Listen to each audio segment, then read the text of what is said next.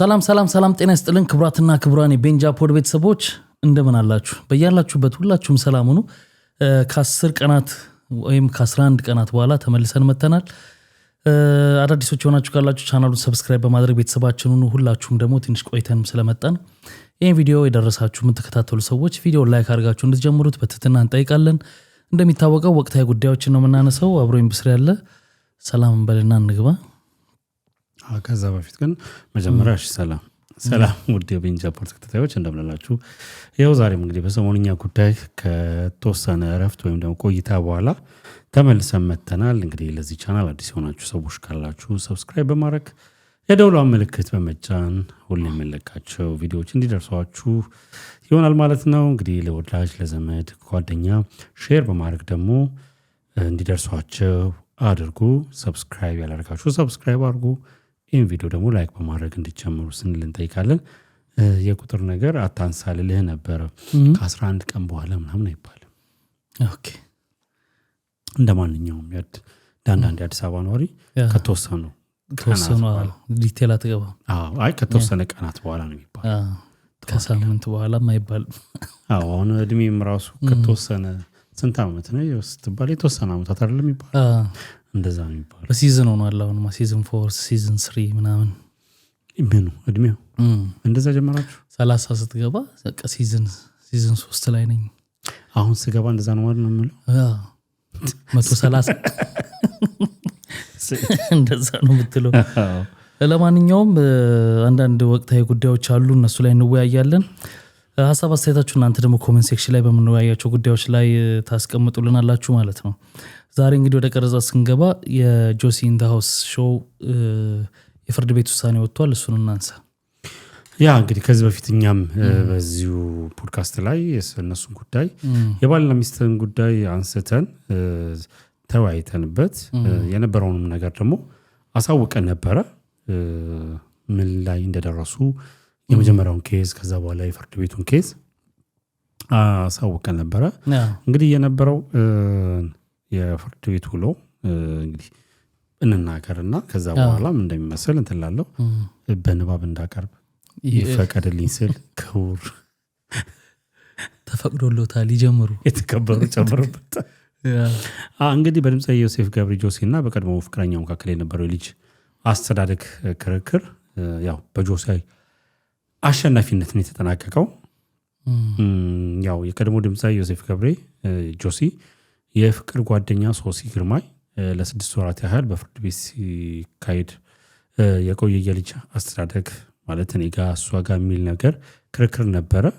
እንግዲህ በዛ ላይ እንግዲህ ሶፊ በፌስቡክ ገጿ ባሰፈረችው መልእክት የፍርድ ቤት ውሳኔ ከእናትነት ፍቅር ይልቅ ቁሳዊ ነገሮችን መሰረት ያደረገ ነው ብላ ነው የወቀሰችው የነበረውን ውሳኔ ማለት ነው።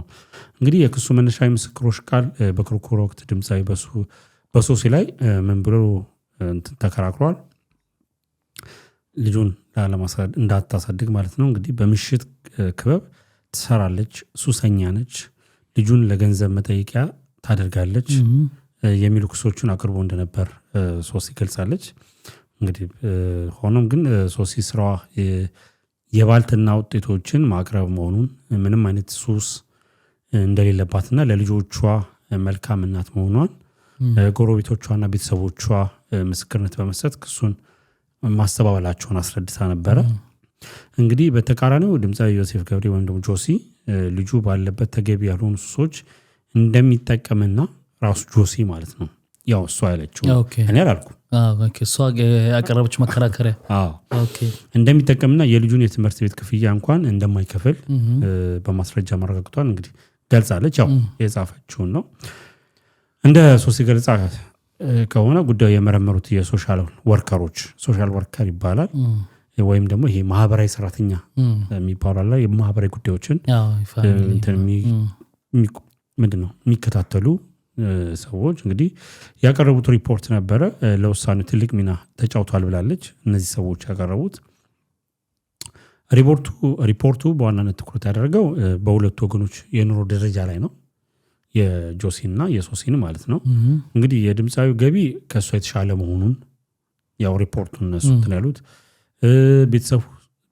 ቤቱ ሰፊና ለልጁ የተለየ መኝታ ቤት ያለው መሆኑን መኖሪያ ቦሌ አካባቢ መሆኑ ለልጁ መጫወቻዎች መኖራቸውን መሰረት በማድረግ ልጁ ከአባቱ ጋር እንዲያድግ ወስኗል።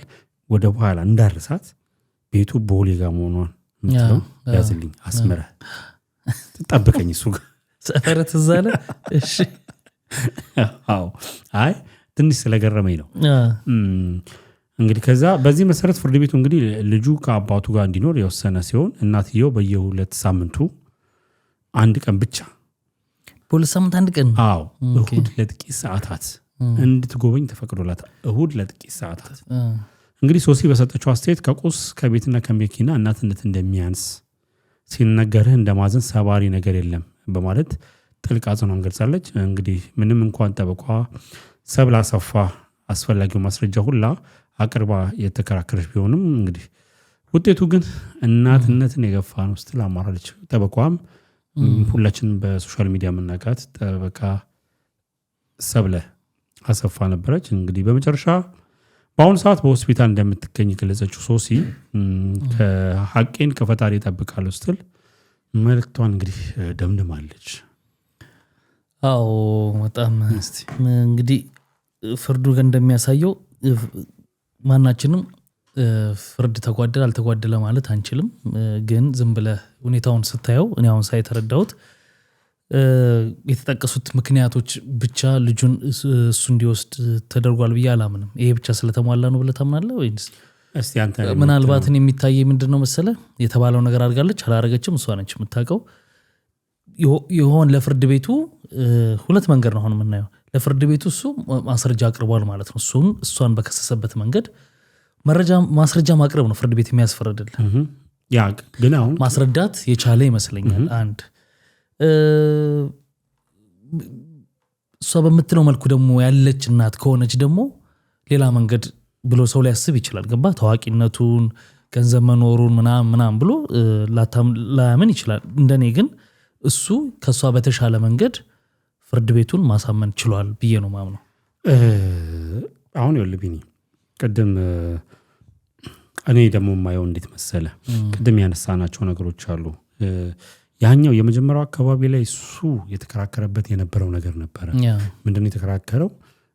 ልጅቷ ሱስ አለባት ምናምን እንግዲህ ቅድም መጀመሪያ ላይ የተጠቀሱ ነገሮች አሉ አይደል? ምሽት ክለብ መስራው ልጁን መለመኛ ታድርጓለች ምናምን ነገር። ከዛ እሱን አለ እሷ ምስካሪ እንደዛ አይነት ሰው እንዳልሆነች በቤተሰብና በጎረቤቶች ምስክርነት አሰጥታለች። እንግዲህ ይሄ ነገር ሲሰጥ ቃለ መሐላ አለ። እንግዲህ ዋሽተም ሆነ እውነት ሆነም ብቻ ግን ፕሮሲጀሩ ተጠብቆ ሄዷል። አሁን ፍርድ ቤቱ ሶስተኛ አጣሪ ወይም ደግሞ ያን ነገር በረምብ ለልጁ የትኛው ኮንፈርት ዞን ውስጥ እንዲኖር ያስችለዋል የሚለውን ነገር እንግዲህ ሶሻል ወርከር የሚሏቸው ልከው ነበር። አሁን ይኸውልህ ከላይ የተጠቀሱት ነገሮች ኮንሲደር አልተደረጉም። ተደርገዋል ብዬ ነው ማምነው። እሺ የኔን እይታ ነው።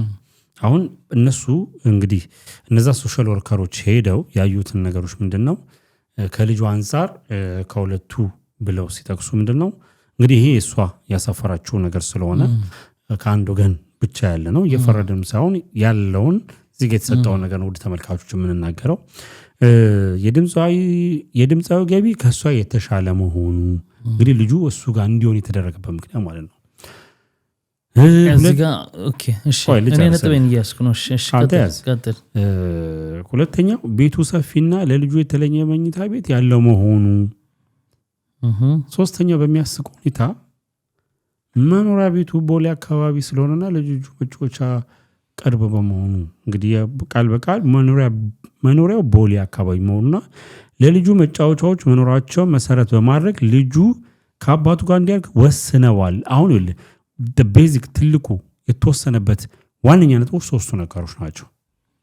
እሺ ስለዚህ በእነዚህ ሶስት ልኬቶች እንግዲህ ያው ህግን አናውቀውም ኢንሴንስ ምንድነው ህግ የተለየ እይታ አለው። አሁን እኛ ህጉን ተከትለን ብቻ ሳይሆን ሰውኛ የሚለውን ባህር ተከትለን ነው የምንሄደው። ህግ እንዴት ይዳኛል? እዛ ጋር በተቀመጡ የቤተሰብ አዋጅ የቤተሰብ ህግ የተለያዩ አንተ የምታቀርበው ማስረጃ ያ አሁን እንግዲህ ወለ ቤተሰብ አሁን እዚህ ጋር ለየት ያደረገው ነገር ይሄ በሶሻል ወርከሮች ታይተው የታዩት ነገሮች እነዚህ 3 ነገሮች ናቸው። ለኔ ሶስተኛው ልክ አይደለም። ፖል የሚለው ሁለተኛው በአንደኛው የሚጠቃለል ነገር ነው። ገብቷል አይደል? መጀመሪያ ምንድነው መደረግ ያለበት ብዬ የማስበው የልጁ ሳይኮሎጂካሊ ሊጠበቅበት በሚችል ሁኔታ ልጁ መምረጡም ይላል። የቱ ጋር አንበባዋል ብለሃል? ልጁ አልጣይ አንተን አላለም ይመርጣል አላለም። ይኸውልህ በየትኛውም እንትን ላይ ልጁ አልመረጠም፣ እድሜውም አልተገለጸም። ባይዘው እዚህ ላይ ኦኬ ልጁ አልተመረጠም። ልጁም ከሱ የሚል ነገር ያነበብክ መሰለኝ። ግን አይ አይደለም ምንም ተሳስቻለሁ። ኦኬ ምንም ነገር እዛ ስለ ልጁ በመምረጡ የሚል ነገር ምንም ነገር የለውም። ግን ልጁ ለገንዘብ መጠየቂያ ታደርጋለች የሚሉ ክሶች ነው እሱ ያቀረበው እንጂ ልጁ ስለመረጣ የሚል ነገር እሷም አልገለጸችም በእንትኑ ላይ ማለት ነው። አሁን ምንድነው መታየት አለበት ብዬ የማስበው ልጆች እስከሆነ ጊዜ እድሜያቸው ድረስ ከተቻለ እንግዲህ አንድ ላይ ሆነው ቢሆን ጥሩ ነበረ። ካልሆነ ደግሞ መስማማት በሚለው ለልጅ የተሻለ ጤናማ አስተዳደግ ሲባል ሁለቱም አንድ ላይ ሆነው ቢቻል ቢሆን ኖሮ ጥሩ ነበረ።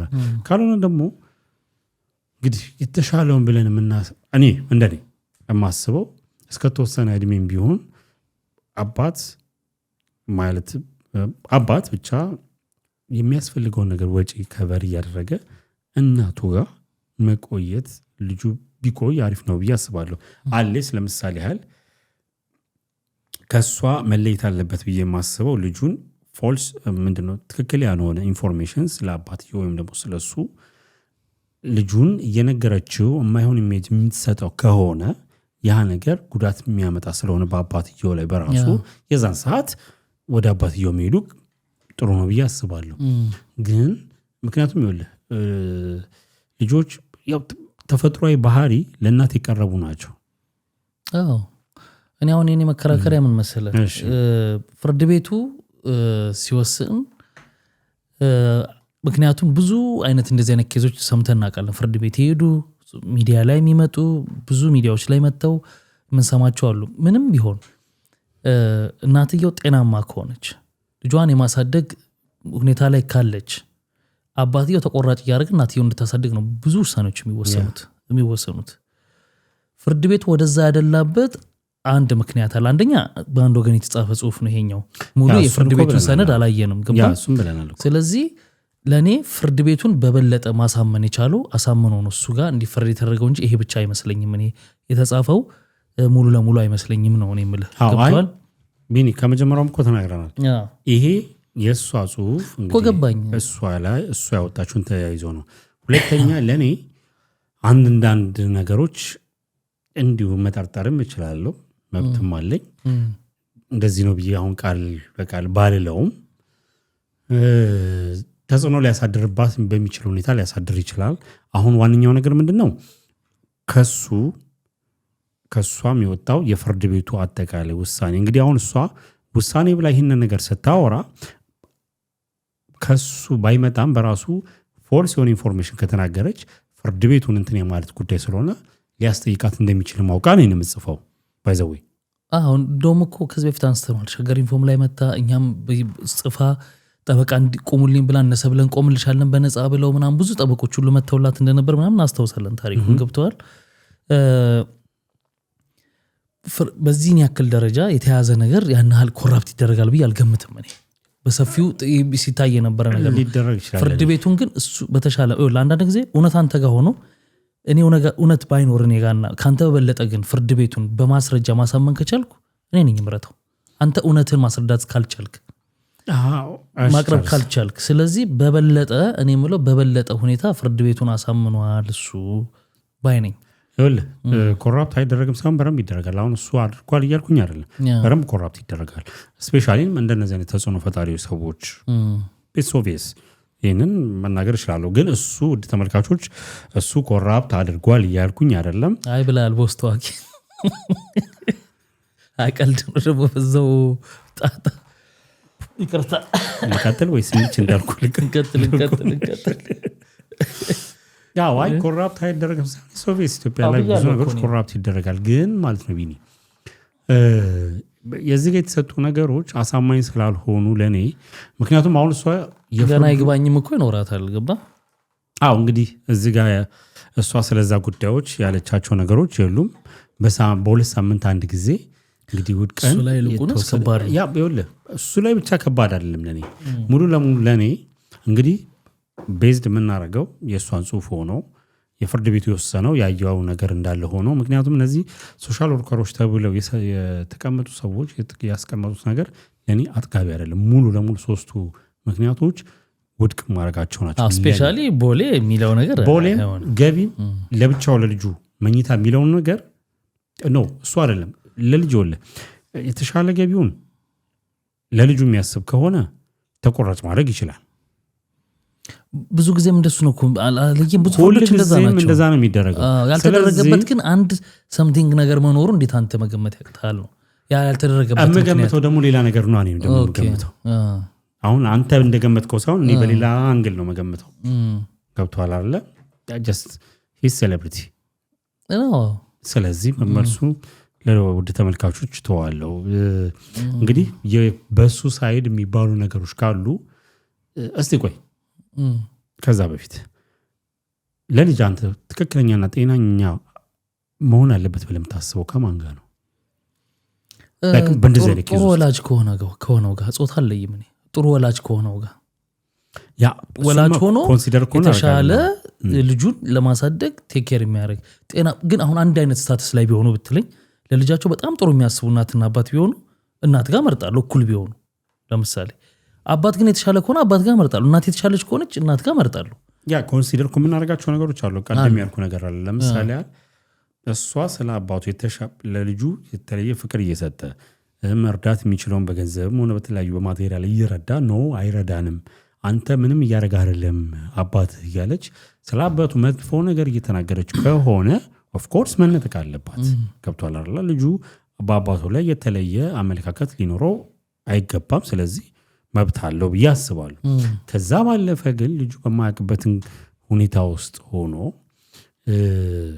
ሳይሞከር ስፔሻሊ ሳይሞከር አሁን እንግዲህ የልጁ የመጣው እሷ አይደለች ሁሉ ነገር ወደ ሚዲያ ያወጣቸው የነበረው ለምን መሰለ አሁን እንደዚህ ምለ አሁን እሷ ያወጣቻቸውን ኢንፎርሜሽን የፍርድ ቤቱ ያጠቃላይ ነገር አሁን ጆሲ ሞቶ ቢናገር ከዚህ የተለየ ይኖራል ብዬ አላስብም ይሄ የነይታ ነው ለምን ፍርድ ቤቱ ነው ጆሲንም የሷንም ሳይሆን ፍርድ ቤቱ የወሰነበትን ገጽ ብናገኘው በደንብ ብዙ ዲቴሎች እናገኛለን ነው ዲቴሎች እናገኛለን አሁን ከዚህ የአንቀጽ እንጂ አንድ ፍርድ ቤት ቦሌ ገቢና መኝታ ቤት ብሎ ሙሉ ለሙሉ ይደመድማል ብዬ አልገምትም ይሄ መረጃ ቢመጣ ብዙ ነገሮች እንትን ያመዛዝናል ብዬ አስባለሁ አሁን ኮንሲደር የተደረጉ ነገሮችም ጭምር እኮ አሁን እነዚህ ምንድነው መጀመሪያ የነበሩ ክርክሮች እሱ ያንን ነገር እንደመከራከሪያነት ልጁን ይገባኛል ብሎ ጆሲ ያለበት ምክንያት እሷ ትጠጣለች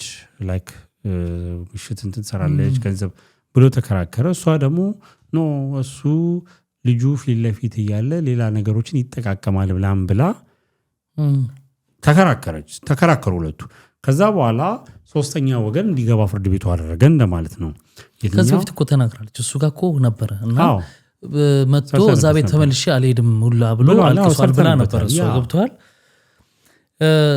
ግን በቃ የኔ መደምደሚያ እሱ እውነት ቢኖራትም አንድ ወገን እውነት ቢኖረውም ሌላኛው ወገን ፍርድ ቤቱን በማስረጃ ማስረጃ ብቻ ነው የሚያደርግ በማስረጃ ማሳመን ከቻለ ፍርዱን ያገኛል ነው የኔ ድምዳሜ እንደገና ደግሞ የፍርዱን ደግሞ ትክክለኛውን ገጽ ደግሞ ብናገኘው ዲቴሎች አንድ ፍርድ ቤት መኝታ ቤትና እንትን ቦሌ ብሎ ብቻ ይፈርዳል ብዬ ወደ አንድ ወገን አልገምትም አይ ይኸውልህ እነዚህ ነገሮች ተካቷል በሚለው እንያዘው እንጂ ለምሳሌ ቦሌስ ብትል አሁን ምሳሌ ልንገርህ እዚህ ጋር ስላልተዘረዘረ እንጂ ቦሌ ሆኖ የጆሲ ቤት የልጁ ትምህርት ቤት ቦሌ ጋር ቢሆን እና ሌሎች ተጨማማሪ እያሉ ነው ማለት ለመጨመሪያ ነው ነገር ከዛ ደግሞ የናትየው ቤት ኮየፈጬ ቢሆን ከኮየፈጬ እየተመላለሰ ይማር ብሎ ፍርድ ቤቱ ይፈርዳል ብዬ አልገምትም ቢሆን ነው እንደው እንትኑ ነው ነገር ቦሌ የሚለው ትርጉም ሊያገኝ የሚችለው በእንደዚህ አይነት መልኩ ካልሆነ በስተቀር ለግዘር ሁሉ ሰው የኢትዮጵያ ሕዝብ ቦሌ ተወልዶ አያድግም የትም ትወለዳለህ የትም ታድጋለህ እሱ ማተር ያደርጋል እኮ ማድረጉ ራሱ መጻፉ ገርሞኛል ራሱ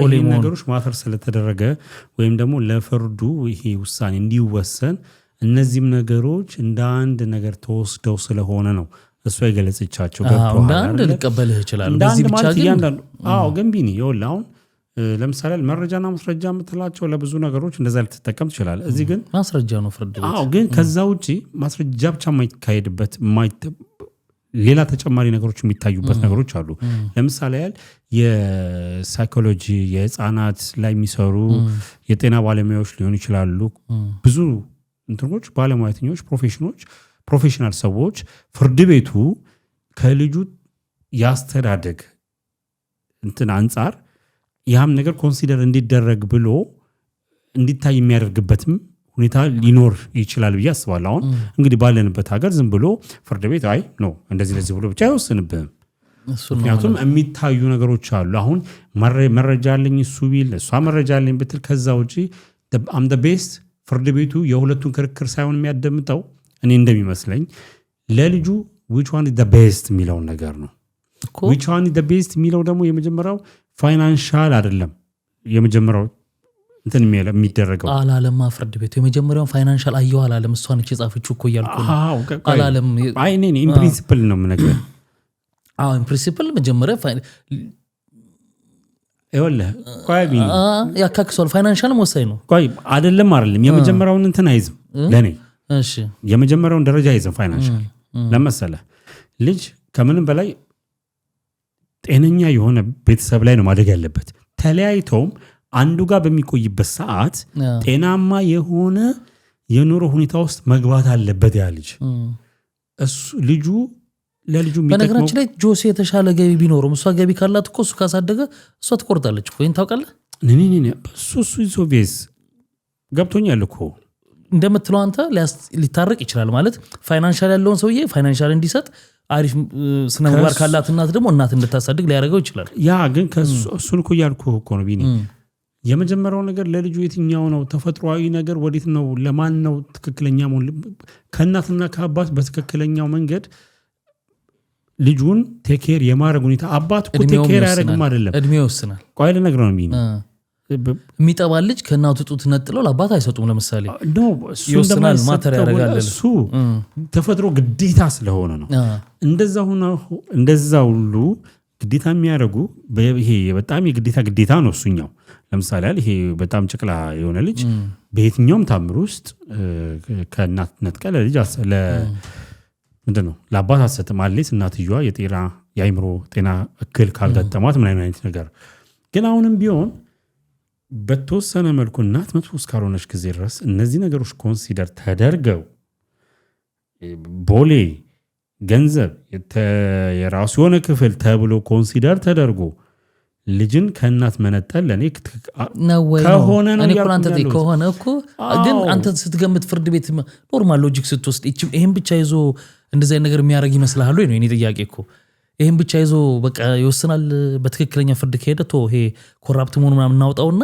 ይሄን ብቻ አይቶ ይወስናል ብለህ ትገምታለህ ይወስናል እኮ ቢኒ ከሆነ ለማለት ራሱ አያስደፍርም ምክንያቱም ፍርድ ቤት ነው ህግ ቦታ ነው ገባ በለተኛ ደግሞ በግል እየተከራከረች አይደለም ጠበቃ ይዛ ነው እየተከራከረች በደንብ ህግ ተጠቅሶ ነው ክርክሩ የሚደረገው ኦፍ ኮርስ እሱ እኮ አሁን እኮ ዳውት አላደረኩም ጠበቃ በቆመበት አትሊስት እንደዚህ ይሄ ማተር የማያደርጉ ነገሮች ተደርጎ ይወሰናል ብዬ አልገምትም ይኸውልህ አንድ ነገር እኔ ልጨርስ ሐሳቤን ይኸውልህ ኢን ዘ ሪያሊቲ ነው የምናወራው ይሄ ላይ ህጉ እንደዚህ ይላል እኔ እንደዛ አላውቅም ትክክለኛውን የሚሰማኝን ነው የምናገረው ገብቷል አይደለ እሱ ላይ የፈረድኩ እሱ እንደዚህ ነው ምናምን ነገር የሚያልኩኝም አይደለም ከተፈጥሯዊ ነገሮች አንፃር ነው ሁለተኛ በዚህን ያህል ልክ እንደ አንድ ቁም ነገር ተወስዶ እነዚህ ሶስት ነገሮች ፋይናንስ ቅድም ምክንያቱም እነዚህ ሶስት ነገሮች በጣም ከንክኖኛል የተሻለው የፍርድ ቤት ውሳኔው ቢኖር ብናው ደግሞ የተሻለ ነው ብዬ አስባለሁ ግን ይሄን ጽሁፍ የሷን እንዳምን ያደረገኝ ለምንድን ነው እነዚህ ናቸው ብቻ ብዬ አይደለም ግን እነዚህ ራሳቸው መካተታቸው ለኔ ልክ አይደሉም ብዬ ስለማስብ ነው አንዳንድ ፓርት ግን ይካተታሉ ዞሮ ይኸውልህ ቢኒ ቅድም እኮ ምን ብለናል እነዚህ ነገሮች እኮ ታይተው አይደለም የመጀመሪያው ልጁን ነው አይደለም ታስቀድሙ ልጁን ካስቀድምኩ በኋላ ለምሳሌ ያለም በል ጆሲ ጋር ልጁን ተብሎ እሷ ፋይናንሻሊ ከጆሴፍ ስትሮንግ ከሆነች እኮ ቅድም እንዳለው እሷ ለሱ ትቆርጣለች ለልጇ ሲባል ንግድ ያገብቷል አይደል አደሰም እሷ ጋም ሲሆን ልጁ እሱ መቁረጥ እንዲችል መደረግ ለምሳሌ እሷ ገቢ የተሻለ ገቢ የላትም ከተባለው ለሷ አይደለም ይረዳት ለልጁ ነው ኤክስትራ ክፍል ምናምን ነገር እንደዚህ አይነት ነገሮች አሉ ነው እንዴት እየታዩ እንደሆነ አላውቅም ታያል እዚህ ሀገርም እንደዛ ነው እኮ ሲና ዛንዳ አይደለም ቢኒ ያው ሰው ልጆች አይደሉ ሁለቱም በስራው ቀለለ የፈለኩት አንተ አንድ ክፍል ቤት ኖሮ ሁለት ልጆች ቢኖሩና አባት ሆነ እናት ሆነ ሁለት መኝታ ቤት ምናምን ልጆቹን የተለያየ ቦታ ማሳረፍ የምትችል ከሆነና ሌሎች ተጨማሪ ነገሮች ከታዩ እንደ ተጨማሪ እንደ አንድ ሌቭል ይታያል ልጆቹ የሚያርፉበት ተብሎ መታየቱ አይቀርም ህግ የሚወጣው ይኸውልህ እንደ ሀገር ውስጥ እንዳለው ነባራዊ ሁኔታ እንጂ ሌሎች ሀገሮች ላይ ህግ ተፈጽሟል ተብሎ ህግ አይወጣም የሆነ ጊዜ ላይ የሀገር ነባራዊ ሁኔታ ከሌላው ሀገር ጋር አቻ በሚሆንበት ሰዓት ላይ ህግን ታሻሽለዋለህ ገብቶኛል ግን አሁን ይሄ ምን ምኮግ የሚያስፈልገው ነገር አለ ለምሳሌ ሁሉ ነገር አሟልቶ የተሻለ እሱ ጋር ልጆች ማረፊያ ካለ ፍርድ ቤቱ ሊሰጠው ይችላል ነው ያባባሌ እኮ ገብቷል ሌሎች ነገሮች ላይ እኩል ሆነው ነው ማለት እኮ አንድ ኦን አድቫንቴጅ በጨመረ ቁጥር ልጁ የሚሆንበት ቦታና እድሜው ደግሞ ትልቁ ነገር ለኔ እድሜው በጣም ይወስናል ካልተሳሳትኩኝ ከ10 ዓመት በላይ ነው ልጁ ኦኬ ካልተሳሳትኩኝ ምናልባት በባለፈው ጭቅጭቃቸው ጊዜ እንደዛ 9 ዓመቱ ምናምን እንደዚህ ስትል ነበር እስከ 5 ዓመቱ አረዳኝም ነበር እንዲህ ሌሎች ነገሮች ነበሩና እድሜውም የልጁም ይወስናል ከዛ ደግሞ ሁኔታዎች ይታያሉ እድሉ ደግሞ ክፍት ነው እሷም ተሰምንበት ነገር ካለ ደግሞ እኮ በይግባኝ ደግሞ ይቀጥልና ይቀጥላል ይሄ ነገር እኮ የተዘጋ አይደለም እንግዲህ ከሱ ጋር ደግሞ የተለየ ነገር እንሰማ ይሆናል ፍርድ ቤቱ ምንም ህጉ ላይ በተቀመጠው መሰረት በሁለት ሳምንት አንዴ ወድቀን ለተወሰነ ሰዓት ቢልም ጆሲ ነው እናት ነሽ እኔ እኮ አልከለክልሽም ስትፈልጊ በየቀኑም ምንም ተብለው በውስጥ ደግሞ በሽማግሌም ሊጨርሱትም ይችላሉ እኔ ደግሞ እሱ ላይ ነው እንደውም የባሰ የገረመኝ ፓርት እንደሆኑ እንኳን ቢሆን የተሰጣት ቀን በጣም ገርሞኛል ሰዓት በጣም እንትን ያለ ነው በጣም ጠባብ ነው እንዴ ማደር መዋል አለባቸው ከእናታቸው ሲሆን ልጅ ከእንቅልፉ ሲነሳ እናትና አባቱን ቢያገኝ ሳይኮሎጂካሊ ሙሉ ሆኖ ያድጋል በመለያየት ውስጥም እንኳን ይብን ተለያየተ ደግሞ ከሆነ በፍቅር ያንተ ጉዳይ ያበቃ ልጁን እልመገባባት ተቶኛ ሀገር ይሄ ነው ችግሩ አሁን በእነዚህ መቃነው እኔ ለዚህ ነው በቃ ልጆቻቸው እንዴት እንደሚያሳድጉ ከተለያዩ በኋላ ነጮቹን እንደምታውቀው ነው በቃ እነሱ ነገር አበቃ በቃ ነው ልጆቻቸው ላይ ኮንሰንትሬት ያደርጋሉ እናትም ለአባት እድል ይሰጣለች አባትም ለእናት እድል ይሰጣል በደንብ ከዛ ደግሞ በህግ ይሄዳሉ ምናምን በቃ በትክክል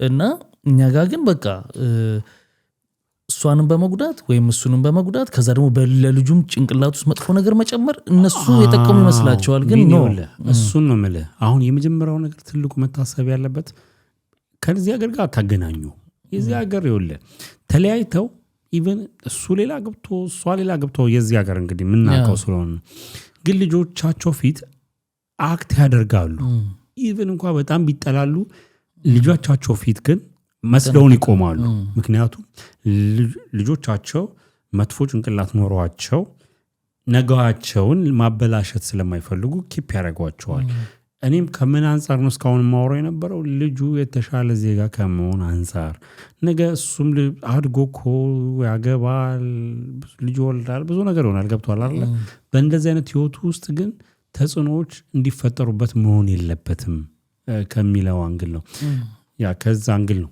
አማና እስቲ በቃ እንግዲህ ይሄው ነው ምንም እስቲ ውድ ተመልካቾች እንግዲህ እናንተ ሐሳብ አስተያየታችሁን ኮሜንት ሴክሽን ላይ አስቀምጡበት ደግሞ ይሄንን አንድ ትልቅ እንድታስቡልን የምንፈልገው ነገር አንዳንድ ጊዜ ከቀረጽን በኋላ ጨርሰን ከወጣን በኋላ አዲስ መረጃ ሊወጣ ይችላል ይሄንን እስከ ቀረጽንበት ሰዓት ጊዜ ድረስ እኛ ወዲያው ይሄ ነገር እንደሆነ ነውና ይቀርጽነው ከዚህ በኋላ የሚወጡ ጉዳዮች ካሉ ከፊት ላይ ወይ ደግሞ ኃላፊነቱን አልወስድም ነው አንወስድም አዎ ለማለት ነው ጆሲ ጽፎ ወይንም የፍርድ ቤቱ ገጽ ቢመጣ የለውበትም ነው እንደዛ ለማለት ነው እስኪ እናንተ አስተያየት ደግሞ ምን ይመስላል እንግዲህ በዚህ ላይ ያላችሁ አስተያየት እኛ ከሷ ወይ ከሱ ሳይሆን አም ዘ ቤስት ለልጁ የተሻለ ነገር ይገባዋል ከሚል ሳቤ ነውና መሃል ላይ ሆነን ነው እናወራው ለማለት ነው እንግዲህ የእናንተን ማስተያየት እንጠብቃለን። የቀረህ ነገር አለ? የለም። በጣም አመሰግናለሁ። እግዚአብሔር ይስጥልኝ። እሺ ምንም አይደል። አመሰግናለሁ። ይቅርታ። እሺ እንግዲህ ትንሽ ረዘም ላለ ደቂቃ ቆየንበት። ይሄ ጉዳይ ያው የፋሚሊ ጉዳይ ስለነበር ነው የቆየ ነው። ሰሞኑን አልበሞች ወጥተዋል። በጣም አንድ ገራሚ አልበም ወጥቷል። በፊያድ ይባላል። ከዚህ በፊት አንቀልባ የሚልም ነጠላ ዜማ አለው። ሌሎችም ዘፈኖች ነበሩት። በጣም ተወዳጅ ድምፃዊ ነው። የእሱ አልበም ወጥቶ ብዙ ሰዎች ስታይሉ የዘፈን አዘፋፈን ስታይሉ ልክ የነ ሚካኤል በላይነህ አይነት ስታይል ነው ያለው። በጣም የሚገርም አልበም ነው ያወጣው። ብዙ ሰዎች ወደውታል።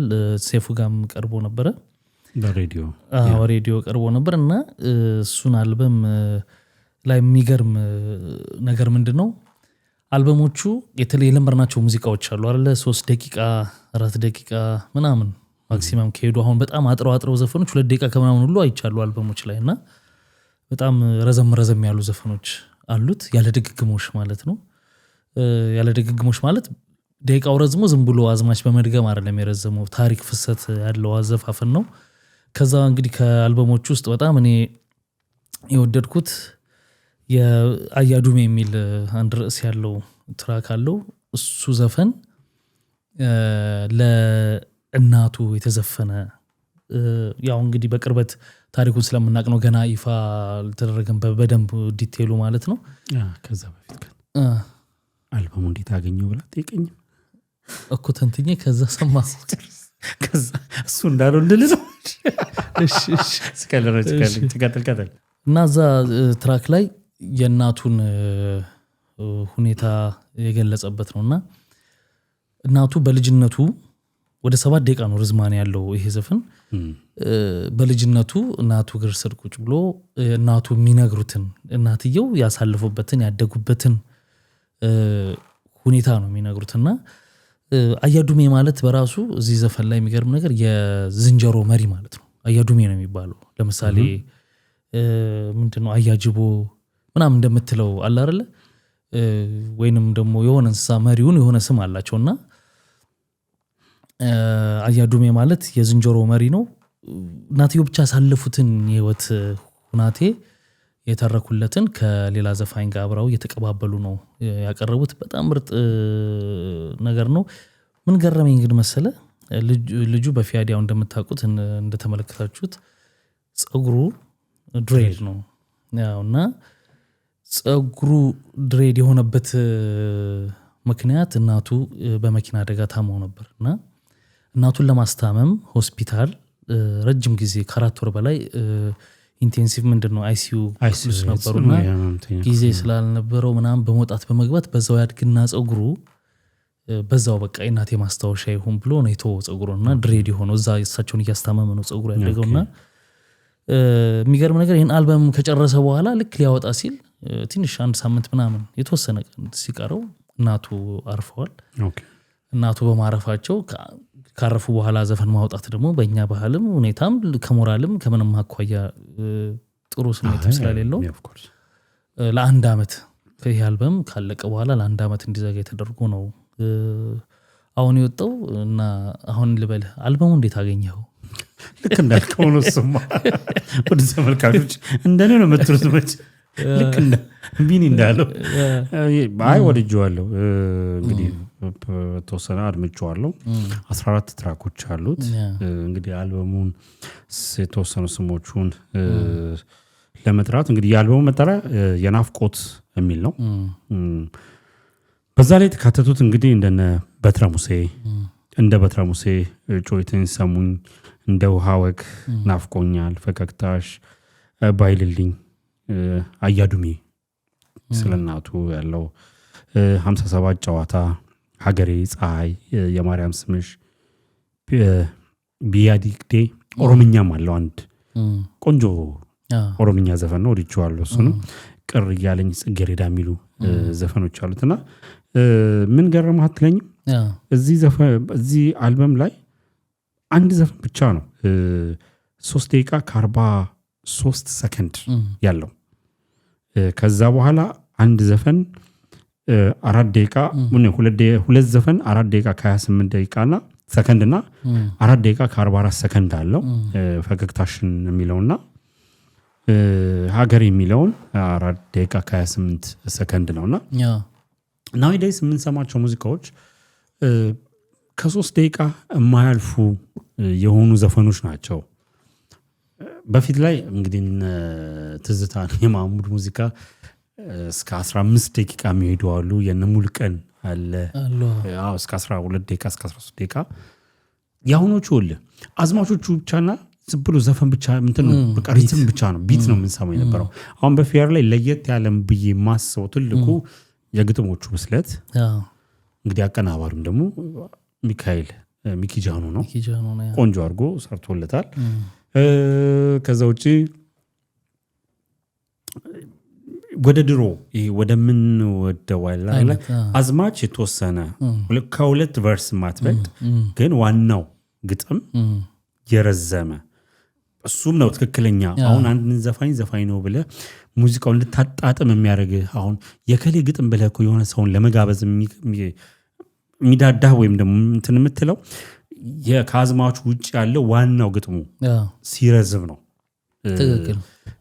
አዝማቹማ 2 ወይ 3 ይደገማል።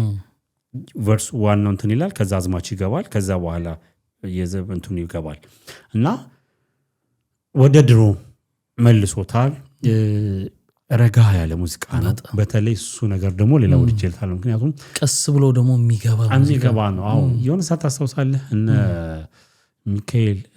ሚካኤል በላይነህ እነ ዘሪቱ እነ ዮመኮን ያወጡበት ታይም ነበርና ቆንጆ ሙዚቃዎች ቀስ ብሎ ነው የሚደመጡት። እንደውም የዛን ሰዓት ይሄ አሁን ላይ ያሉት ሆ አይነት ሙዚቃዎች አልነበሩም። ሁሉም ቆንጆ ኳሊቲ የነበሩ ሙዚቃዎች ናቸው። በዚህ ዓመት እንግዲህ ነጥረው ከወጡ ብዬ ከማስባቸው ውስጥ ወይም ደግሞ አሁን በረንብ ይደመጣል ብዬ ከማስበው ውስጥ የበፊያድ ወደ ተመልካቾች ይሄ ማስታወቂያ አይደለም፣ ቆንጆ ግብዣ ነው። ምክንያቱም የተለየ ነገር ኖሮ ሳይሆን እንደዚህ አይነት ከዚህ በፊትም እንዲህ አልበሞች አንስተናል። በፍቅር አዲስም ጊዜ እንደዚሁ ሌሎችም እንደዛው አለ። በተለይ ደግሞ እንደዚህ ነጠር ብሎ እንግዲህ ከዚህ በፊት 2 ነጠላ ዜማዎች አሉት ከ6 ዓመት በፊት የለቀቃቸው። አንድ የበዓል ሙዚቃ በትግርኛ ቢት ይሄ የተንቤን አይነት ቢት ያለውና ሀገር የሚል አንድ ደግሞ ሙዚቃ ነበረው። ድምፁ ቆንጆ ነው። ብቻ ወድጄዋለሁ። ይሄ እርግጥ ብለህ የምታዳምጠው ይሄ በተለይ ዋይ ይለው ከሌሪት ነይ በሏት የሚለው 100 ጊዜ ነው የሚደግሙት እኮ እንዴ። እኔ የረግላ አስተያየቴ ነው ያልተመቸኝ ነገር። በፊያድ እንግዲህ ቆንጆ ስራ ሰርተሃል። ስፔሻሊ ለእናትየው እንግዲህ ማንም ጋር አልተወራም ታሪክ ብዬ አስባለሁ። ለእኛ ነው የሰማነው። እንግዲህ የሚገርም ነገር ከእናቱን በስተመጨረሻ ላይ ብዙ አመት ሆኗቸው ነበር ከኖሩበት ቀይ ከወጡ ምናምንና ከብዙ አመታት በኋላ ባልሳሳት ከ30 ወይ ከ40 አመት በኋላ ነው ይዟቸው እንደገና ተመልሶ አስገብቷቸው ምናምን አሳይቷቸው ነበርና የእናት ነገር ያው እናት ነውና ይሄ ዘፈን በአጠቃላይ የእናት ብቻ ዘፈን ደግሞ አይደለም። ስትሰማው ረቀቅ ብሎ ግጥሙ አክስት ካለች ታላቅ እህት ካለች እንደውም ጥያቄ ልጠይቅህ ወደ ተመልካቾች እንግዲህ እንድታዳምጡ በጣም ገብዛችኋለሁ። እሱ ዘፈን እዛ ላይ አንዲት በሴት ምንድነው ፊውቸሪንግ ነው የሚባለው አብራው ምዘፍን አለች። መጀመሪያ ስታዳምጥ ማን መሰለች? ዱባለስ ፋሚሊ ነው መሰለች። ማንን? ዱባለስ ፋሚሊ ድምጻቸው የዛ ቤት ነው። እንትና ወደ እንትና ትሄዳለች፣ ወደ አማንች መሰሉ ትሄዳለች። ባኔስ ሰማይ መጀመሪያ መሰሉ ገባች እንዴ ነው ያልኩት። ዳይሬክት በጣም ጎበዝ ነው። ድምጿ ደስ ይላል። የቅላጼው የነሱ አይነት ፋሚሊ ሆነ ከለራቸው አንድ አይነት ነው ለዛና ከሱ ጋር ደግሞ ሞር እንትን ብለዋልና ነው ዛምቶ ቆንጆ። ስሟን በእንጥቀስ እስቲ ልኝ ስሟ ማን ነበር? አሊዞ ስሟ አያዱሜ ላይ አለ። ስሟ አያዱሜ ላይ አለ። አያዱሜ ራሱ የቱ ጋር ነው? ትራክ 7 ታይ አግኝቼዋለሁ። 7 ደቂቃ እንግዲህ ከምናምን ሰከንድ ነው እንትን የሚለው። ያው ወደ ተመልካቾች ሲከፈት ይሄ ዩቲዩብ ላይ ማስታወቂያኛም የማየት ግዴታ አለብንና ለዛም ስሟን መጥቷል። ያው ብናነሳት ለሌላ ጊዜ አያዱሜ እንግዲህ በፊያድና ማን መሰለች ግጥምና ዜማ በፊያድ ራሱ ነው ራሱ ነው ግጥምና ዜማው ራሱ ነው ልጅቷ በፊያድና ስንታየው ዘነበ ሚሚ ሚሚ ስንታየው ዘነበ ሚሚ ትባላለች ሚሚ ትባላለች በጣም ድምጿ የሚገርም ነው ጥሩ እንትን ነው ኬሚስትሪው አሪፍ ነው ከሱ ጋር ሄደው ግጥምና ዜማ ራሱ በፊያድ ነው ብዙ ዘፈኖች አሉት ሙዚቃ ቅንብርና ሚክሲ እንግዲህ ሚኪ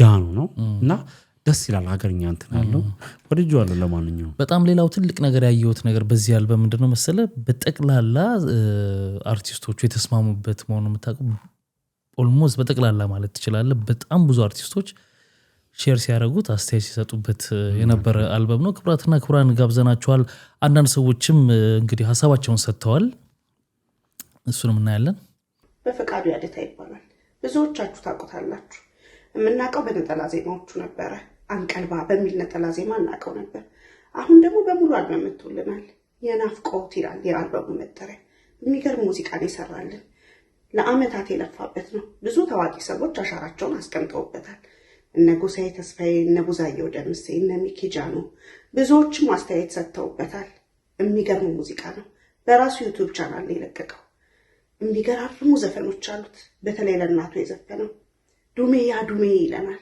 አባዬዋ ይላታል የሚገርም ዘፈን ነው ትወዱታላችሁ አዳምጡት የበፌ ዘፈን ከባድ ሚዛን ነው ተጠበበበት ነው የሚባለው ይችላል አልበሙ ሙሉ ነው አልበም ጋብዣቸዋለሁ አይደለ ስፔሻሊ ደግሞ አያዱሜ የሚለውን በጣም በእውነተኛ ታሪክ ላይ ተመሰረተ ዘፈንም ስለሆነ እናቶቻቸውን ለሚወዱ ሁሉ ዴዲኬትድ የሆነ ዘፈን ነውና ስሙ ትላለሁ The whole album feels like home በጣም especially the song Ayadume is my favorite one because of the Melilis Chawata and the love language but actually Mr. Manyam I'm gonna listen to this album forever so በፊያድ በጣም አመሰግናለሁ ዋው በጣም ደስ የሚል ሙዚቃ ነው የሚገርም ነገር አንዱ ልጁን ከዚህ በፊት በአንቀልባ በሚል በነጠላ ዘፈን ሰማው ነበርና በጣም አሪፍ ዘፈን ነው መሰማት የሚችሉ በጣም ደስ የሚል የዘፈኑ መጠሪያም ደግሞ ናፍቆት ይባላል ብዙ በዛ ላይ ደግሞ እንደ በትረ ሙሴ አሉ እንደዚህ መሰማት የሚችሉ በተለይ እንደ ዱሜ ደግሞ የሚባለው ደግሞ የለናቱ የዘፈነበት ሙዚቃ አኬል በጣም ደስ ይላል እንዲሁም ደግሞ የኮሜንት የመጀመሪያ ቦታ ላይ የሱን የአልበሙ የተለቀቀበትን ማድመጥ ለምትፈልጉ ሙዚቃ ለምትወዱ ሰዎች እናስቀምጥላችኋለን በዛ ገብታችሁ ቤተሰቡ መሆን ትችላላችሁ ማዳመጥ ሙዚቃውና ሐሳብ አስተያየታችሁን መስጠት ትችላላችሁ እዚህ ጋር አሁን ገብተህ ኮሜንት እየሰጠ ያለው ተከፍሏችሁ ነው ያልከው መጀመሪያ አንተ ራስህ ሰብስክራይብ አድርጋ ላይክ አድርጋለኝ ቪዲዮ አልተከፈለንም ስለወደድነው ነውና which is እንግዲህ አንድ ቀን ደግሞ እኛ ጋር ቀርቦ አሪፍ ቆይታ እናደርጋለን ብዬ አስባለሁ ተስፋ እናደርጋለን እንግዲህ ከሙዚቃው ሳንወጣ ከዚህ ጋር ተያይዞ እንግዲህ የልጅ ማይክም አልበም ወጥቷል ሰደሊ በለው በቃ ባጭር ቀን ውስጥ ነው እንደሚያወጣ ተናግሮ ነበር ከዛ በኋላ በነገራችን ላይ ከመውጣቱ በፊት ኢንስታግራም ላይ እንደጻፈ ማን ጽፎለት ነበር እሱን ቲክቶክ ላይ ሄዶ ማን መልስ ሰጥቶት ነበር መሰለ አሁን ተራውኔ ነው በቅርቡ መጣልሃለሁ ብሎ የቴዲዮ ወንድም ጽፎለት ነበርና ሰሞኑን ያየው ነበር ይሄን እሱ ይጻፈለትን ማለት ነውና ሰዎችም ምናምን እና የቴዲዮ ወንድም ከቴዲዮ በላይ ጎበዝ ነው ምናምን ይሉታል እንግዲህ የሚሉ ሰዎች አሉ እና እሱም ዲስ ያደረጉ እንግዲህ በራፕ ቋንቋ ዲስ ባትል ምናምን የሚሉት ቋንቋ አላቸው ባትል ሲሆን አለፍ ይላል መሰለኝ ስድብ ወደ ስድብ የሚሄዳል ዲስ ግን ያው በቃ አሁን እሱ ባረገው መልኩ አይነት የሚሆን ነው እና የሴፉ ሾው ላይ መጥቶ በዚህኛው አልበሜ ተናግሮ ነበር መጨረሻ ብለናል ምኛው በዚህኛው አልበሜ እስከዛሬ ዝም ብያለሁ ለተከታታይ ለአድማጮቼ ምናምን የሚል በኋላ ደግሞ ነበር ማናችሁም አትቀየሙኝም አይነት ነገር ብሎ ነበር አዲስ አረጋለሁ ብሎ ወጥቷል እንግዲህ ቴዲዮን ብቻ የተመለከተ አይደለም ዲሱ አንድ ደግሞ አሌክስም የሚባል አለ እሱንም የሱም ግጥም ተጠቅሷል እዛ ውስጥ እና ሌሎችንም ደግሞ በአጠቃላይም ደግሞ ተነክቷል አልፏል ምክንያቱም ተመልካቾች ቆርጣችሁ ለኩለት እስቲ ቼክ አድርጉልኝ አልፏል እንዴት አየው ያ ዘፈኑ እንግዲህ 15 ትራኮች አሉት 15 ትራኮች አሉት የቴዲዮን ያው እንግዲህ ስሙን ባይጠቅስም ግን የተጠቀሰበትና የሆነ ያ ፊሊንግን ያየንበት ቦታ አለ ወደ ኋላ እናነሳዋለን ዜማዬ የሚለው ሙዚቃ ላይ ነው እንግዲህ ይሄ እንትን አረገ የተባለው ዲስ አረገ ተብሎ የተባለው ኦፍ ኮርስ ተብሎ ሳይሆን አርጓል ነው እንጂ አንተ አልክ አራሉ አርጓይ ኖርማል እሱ አምኖበት ያደረገው እንዴ ግጥማቸውን እኮ እየተረኩ እሱማ ግጥማቸውም አርጓቸዋል እንጂ ብሏል እንግዲህ ስም ባይጠራም ማለት ነው እንግዲህ ዜማዬ ያዝመላ ከምን ሊጀምር ራሷን ሹሩባ ማለት ዘፋኙ ጠፋብኝ ሽመልስ አራርሳ በስማ አቤት ወደ ተመልካቾች 2 ሳምንት የጠፋውበት ምክንያት ስም ሳጠና ነው እና አለማየሁ እሸቴን አለማየሁ ማን ነበር አሁን ያልከው ሽመልስ አለማየሁ አራርሳ ሽመልስ አራርሳ ራሷን ሹሩባ ምናምን እንዳትቆርጡና ደግሞ ሚሚ እንዳሰሩብኝ የእነሱን ተጠቅመዋል እንግዲህ በፊውቸሪንግ አብሯቸው የሰሩ ልጆች አሉ እነ ማን ነው ሲያምረኝ ኤምሲ ሲያምረኝ አንድ የኔ ኤምሲ ሲያምረኝ ጓደኛ አለ ብሊንክ ከዚህ በፊት እነሱን ፖድካስት ጀምረው ነበረ እዛ ውስጥ አንዱ የነበረው እንትን ብሏል እንግዲህ ሁናንተ ሁኔ እና አንድ ዲጄ አለ ዲጄ ፖፕ ኦር ሰምቲንግ ነው ያቀናበሩለት ያው እንግዲህ አውጥቷል አልበም ሊስኒንግ ነበረው አልበም ሊስኒንጉ ላይ መጀመሪያ ላይ ፕሬስ ሪሊዝ ነበረ እና እዛ ላይ አንድ ነገር አይተነዋል አይደል ተመልካቾች ማይታችሁታል ግን ኖቲስ አርጋችሁት እንደሆነ አላውቅም ስቴጁን የሚመራው የነበረው እንግዲህ ጌጡ ተመስገን ነበረ እና ከፕሬስ ሪሊዙ ቀጥሎ ለጋዜጠኞች ስለ አልበሙ አሰራር የነበረውን ነገር ከገለጹ በኋላ አልበም ሊስኒንጉ ከመጀመሩ በፊት ማን ነው ልጅ ማይክ ስቴጅ ላይ ወጥቶ ላይክ ፕሮግራሙን ለመክፈት እንትን ሲያደርጉ ጌጡ ተመስገን ያው እንግዲህ በሀገራችን በኢትዮጵያ የራፕ እንደዚህ አይነት ሙዚቃዎችን በማስተዋወቅ ምናምን ነገር ብሎ ሲናገር ያው አንዱ ልጅ ሚካኤል እንዲሁም ሌላው ቴዲዮ ሲል ማለት ነው ማንች እንትና ጌጡ ተመስገን እንደዚህ ነበር እሱ ተመስጧል እንደዚህ ብሎ ነው ያነበበ ነበር ልጅ ማይክ የሆነ እኔ ጋብዥ በኔ ላይ ስለሱ ታወራለህ አይነት ነገር እንደዛ እና ሰውም ራሱ ገብቶታልና የሆነ እንዲ ወሬ እንትናላውና ኦቨር አክት አሳይቷል ብቻ በዛ ጋም እንግዲህ መጀመሪያ ፕሬስ ሪሊዙ ላይ የሰይፉ ላይ ያለውን የነበረው ነገር ደግሞታል እንትና ነው የጠየቀው አሌቲዩብ ሪአክሽን የሚሰራው እሱ ነበር ስለዚህ አሁን ስሙ ጠፋኝ ዲስ እኔ ያው የዘመኑ ልጆች ታውቁታላችሁና ዲስ እንጠብቅ አለ ወይ ብሎት ነበረ አዎ በተወሰነ እንደውም ያው የላኩን ምናምን ነገር አውቃለሁ ምናምን ነገርና አለ መናገር ያለብኝ የተወሰነ ብያለሁ ግን ከማህበረሰቡ ስርዓት በጠበቀ መልኩ ግን ከዛ ውጪም ቴዲዮ አይሚን ልጅ ሚካኤል ፌስቡክ ላይ መጥቶ ነበር የጻፈው ነገር ነበር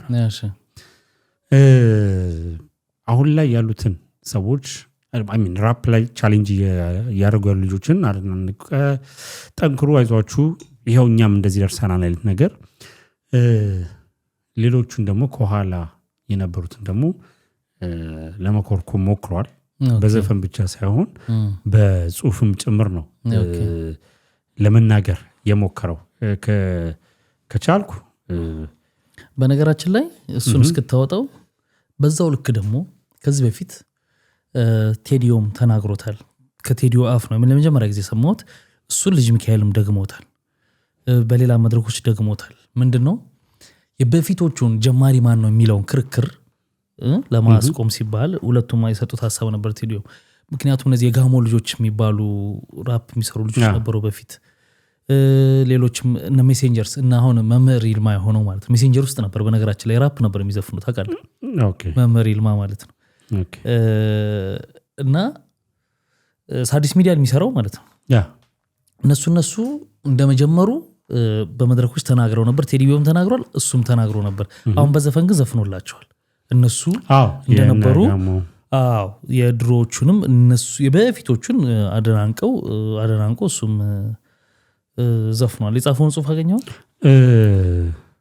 እስክታገኘው ሌላ አስገራሚ ፋክት ደግሞ ልንገር እሺ ቴዲዮ ልጅ ሚካኤልን ዲስ ያረገበት ዘፈን አለ አይደል አሁን ደግሞ ልጅ ሚካኤል አሁን ደግሞ ልጅ ሚካኤል ቴዲዮን ዲስ ያረገበት ዘፈን አለ አይደል ሁለቱም ዘፈን የሰራው ዲጄ ሚላ ነው አቀናባሪው ይሄም ያንን የነቆረበትን ይሄን የነቆረበትን ማለት ነው እና ምን ገባኝ መሰለ በጣም ከባድ ነገር ነው ለምን መሰለ ምን ያክል የዲጄ ሚላን ኳሊቲን ያየውበት ገብቷል ሁለቱም እንዴት እንዳመኑበት ነው ነገር ላይሆንም ይችላል ደሞ ከሌላ መንገድ ይዋል አይዋል ጨርስና ደሞ ከሌላ መንገድ ያሳያል አው ዲስ መኖሩ እንደዚህ መኖሩ ለሂፕ ሆፕ ኢንዱስትሪ ይጠቅማሉ አው ይጠቅማል ከፋት ካለ እኔ ምልህ ነው አይደል ምልህ ይጠቅማል ገብቷል ይሄ ሆም ብለውም እኮ ነው ይፈልጉታል እኮ ያ ፕሮሞሽን ሂት እንዲያረግ ፕሮሞሽን ነው ማረግ አለብህ ይሄን ሳያንስ ያረግ እንዳይመጣ ምክንያቱም ልጅ ሚካኤል በባለፈው አልበሙ ተወቅሷል ታውቃለህ በጣም ዘሴ ምናምን ብዙ ነገር ተነስቶበታል አሁን ለመካስም አይነት ነገር በዛውም ሂትም በደንብ እንዲያረግ ሰርቶታልና አንድ ሰው ነው የሰራውና እኔ በጣም አድንቄዋለሁ ሁለቱም እምነት ሊሰጡት መቻላቸው የእምነት ጉዳይ አይደለም ለኔ ማለት እንደዛ አንተም እንዳሰብከው ሊሆን ይችላል ሁለተኛው ደግሞ እንዴት እንድናስበውም ሊሆን ይችላል ያው አንተ በሰራህበት ስቱዲዮ ሆነ መጥቼ አንተን ዲሳረኩ አይነት ነገርም ስሜት ሊሆን ይችላል ኤኒዌይስ እያቀሳሰረን አይደለም ለማንኛውም ይጠቅማቸዋል እኮ ይጠቅማቸዋል ሌላው ይሄን ቆይ ልጨርሰው እሱ ከተላለ ሌላው በውጭው ዓለም አይተህ ከሆነ ግሩፕ ነው ያለው አሁን ያቀናባሪው መሃል ላይ መሆኑን መነገር እኮ ለምሳሌ ይሄ ቢዝነስ ስለሆነኛ ወደ ክፉ ዓለም ሄዱ ይስማማኛል ደስ ይለኛል ለቢዝነስ መሆኑ ግሩፕ ነው ያለው ማለት ለምሳሌ ስቱዲዮአቸውም የተለየ ነው እነዚህ ዲስ የሚደራረጉት ምናምን እዚህ አቀናባሪ እዚህ አይሰራም እዚህ ምናምን ግሩፕ ናቸው ገባ ያ አለመኖሩ በራሱ አሪፍ ነገር ነው ብዬ ነው ማስበው አይ ብቃቱም የልጁን ብቃትም ይወስነው አይ የልጁ ብቃት ብቻ አይደለም ለኔ ቢኒ ምን መሰለህ የውጭው አሰራር ምን መሰለህ ዘፋኞች ለሆነ ሪከርዲንግ ካምፓኒ ነው የሚፈርሙት ፕሮዲውሰር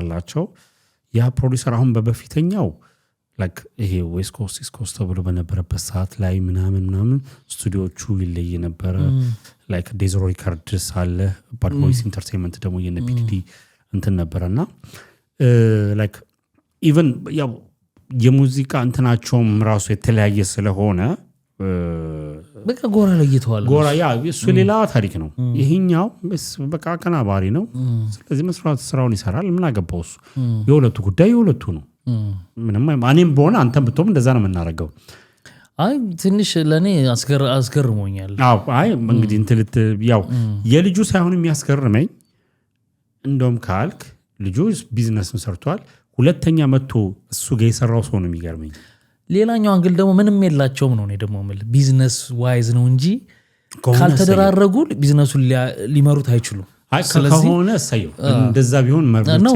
ስሜት ነው አይ ቆንጆ ነው ለምሳሌ እንደዛ ቆንጆ ነው ማለት ጸብ መጥፎ ነገር ጥሩ አይደለም ብዬ ስለማስብ ለቢዝነስ ማርኬት ከሆነ which is the best ምክንያቱም ከዚህ በፊት መጠቅሽዋል በእነ ልጅ ሚካኤል ምክንያት የነ ሪክሮስ እና የካንያ ዌስት ፉክክር ነገር ነበር ከዚህ በፊት ሪክሮስ እና ካንያ ዌስት or ካንያ ዌስት እና 50 ሴንት አልበሙን አወጣለው አፍተር ግራጁዌሽን የሚለው መሰለኝ ካንያ ዌስት እና የኔ ይበልጣል አይነት ነገር ከዛ ደግፊዎቻቸው በኮምፒቲሽን እንተናሉ መጨረሻ ላይ ግን እሱ ተናገሩ it's one way promotion ያ እንግዲህ እንትና ያለው ልጅ ሚካኤል ምንድነው ባጭሩ እንበለው ነው እሱንም እናጠቃለው ብዬ ነው shout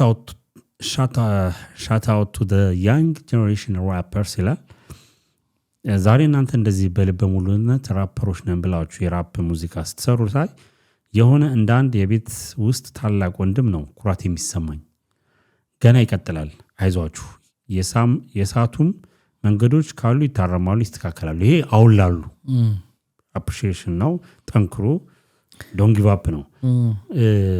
ወደኛ ጊዜ ነበራችሁ ማንነቴን ለረሳችሁ አንዳንድ ራፐሮች ግን ይህን ልንገራችሁ እዚህ ኢንዱስትሪ ላይ እኔ ባልኖር ኖሮ ማንም አያስታውሳችሁም ነበር። ዘፈኑም ላይ ብሏል። ያ እሱ ላይማ ሂፕሆፕ እናንተ ፌመስ አረጋችሁ እኔ ሂፕሆፕን ፌመስ አረኩት እዚህ ሀገር ብሏል። ያ እሱ ታወቀ ነው። አዳዲስ ልጆች የሚላቸው የድሪል የሚሉትን ስታይል ስለሚጫወቱ በጣም ከባድ ነው እንትናቸው። የሚያደንቃቸውም ልጆች ይገባኛል። አሁን እየመሩት ያሉት ከነሱ አሁን ከአዳዲሶች ውስጥ ይሄ 4 እና 9 የሚባል ሰፈር አለ መሰለኝ። እዛ ሰፈር ያሉ ልጆች ናቸው። አሁን በጣም ብዙ ፖድካስቶች ላይ ምናምን መጥተውና 2 ተከፍለዋል ምናምን እና ይሄ ድሪል የሚባለውን ስታይል አሁን ወጣቱ በቃ ምናምን እንደውም የነሱን ነው የሚሰማው። አሁን ልጅ ሚካኤል እንዴት አይነት ስታይል መሰለ የድሮዎቹን ዘፈኖች ባህሎቹን እየቀላቀለ ምናምን አይነት ነገር አላ ኦዲየንሱን ለመቀላቀል ይሞክራል። አሁን ግን ትንሾቹ አሁን ጀነሬሽኖች ደግሞ ትክክለኛ ድሪል የሚሉትን ስታይል ነው ይዘው እየሄዱትና ከማርነቅም በዘለለ ተዋቸውም ብሏል። በነገራችን ላይ ተዋቸው እኛም ድሮ እንደዚህ ነበርን ተዋቸውና በኋላ ሲገባቸው ይስተካከላሉ፣ መስመር ይገባሉ። ይሄ የሚያደርጉትን አክሽን የሚጠቀሙት ቃላት ምናምን አለ በጣም አጉላጉል የሆነ እሱ ላይ በደንብ ተግዛጽ አላረግም። ተዋቸው አሁን ይሄዱና ልክ ሲበስሉ ይተውታል፣ አታስጨንቋቸው አይነት ነገር የሚል ነገር ነው ያለው። ግን ልክ አይደለም። ልክ አይደለም ለምሳሌ አሁን ድሪል የሚለው ነገር መቼ መሰለ የመጣው እንደው 2010 ላይ ነው።